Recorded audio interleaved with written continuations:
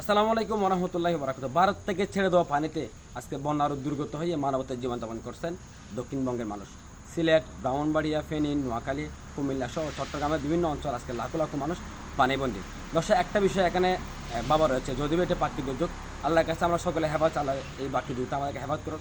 কিন্তু একটা এখানে গভীর বাবার চিন্তার বিষয় রয়েছে, সেটা হচ্ছে কি, সরকার পতনের 15 দিন পর পরে ইতিহাসে সবচেয়ে একদিনে বেশি পানি ছেড়েছে ভারত। কেন এই পানি একদিনে বেশি ছাড়লো, আগে কেন ছেড়ে নাই? একটা প্রশ্ন। আরেকটা প্রশ্ন হচ্ছে, আমরা আগে থেকে জানি যে দেশে যখন কোনো একটা বিষয় হাইলাইট করা হয়, সেটা হাইলাইট বিষয়গুলোকে দামা চাওয়া দেওয়ার জন্য নতুন ইস্যুকে তৈরি করা হয়।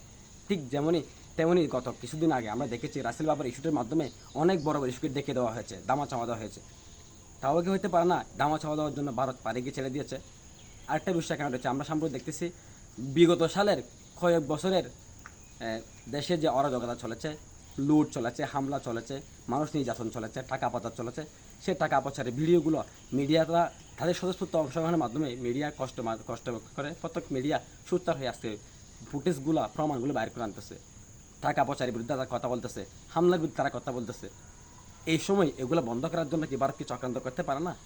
এটাকে আপনি সবাই ভাববেন না, এটার রয়েছে বিশাল চক্রান্ত, হইতেও পারে চক্রান্ত, আমি বলতেছেন নিশ্চিত করে চক্রান্ত। কিন্তু আমরা আগে পূর্ব অভিজ্ঞতা দেখেছি যে রাসেল ব্যাপার বলেন, বিভিন্ন ইস্যুকে দিয়ে বড় বড় ইস্যুকে দামে দামে চাপিয়ে দিয়েছে। এটা একটা হইতে পারে ভারত কেন ইতিহাস সবচেয়ে বেশি একদিনে পানি ছাপলো। পানি তো চলে আসছে, ভারতের পানি তো চলে আসছে, যদি পানি বেড়েছে তাহলে পানিগুলো ছেড়ে দিয়েছে তো চলে আসছে, এখন কি বন্ধ করতে পারতো না? কেন পানি বন্ধ করতেছে না, আরও বাড়তেছে কেন? এটা চিন্তার বিষয়, বাবার বিষয়। যাই হোক, যদি পানি ইচ্ছাকেও ছেড়ে দেওয়া হয় সন্ত্রাসীর মাধ্যমে হোক, তারা তো মিডিয়া সন্ত্রাসীকে আজকে আমাদেরকে মিডিয়াকে দেওয়ার চাপে দিয়েছিল দীর্ঘ বছর ধরে। ঠিক সেম আমার মনে হয় একই কাদায় মিডিয়া সন্ত্রাসী করতেছে ভারতের এক চক্রান্ত। আজকে আল্লাহ পাক রব্বুল আলামিনের কাছে আমরা সকলে প্রার্থনা করি যাতে দেশ থেকে আল্লাহ তাআলা বনদুর্গত মানুষকে হেফাজত করে।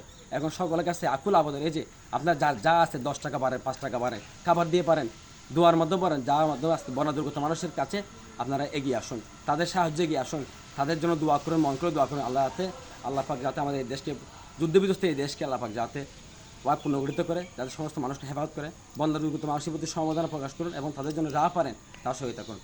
ভালো থাকুন, সুস্থ থাকুন এবং বন্যার মানুষের পাশে থাকুন। আসসালামু আলাইকুম ওয়া রাহমাতুল্লাহি ওয়া বারাকাতুহু।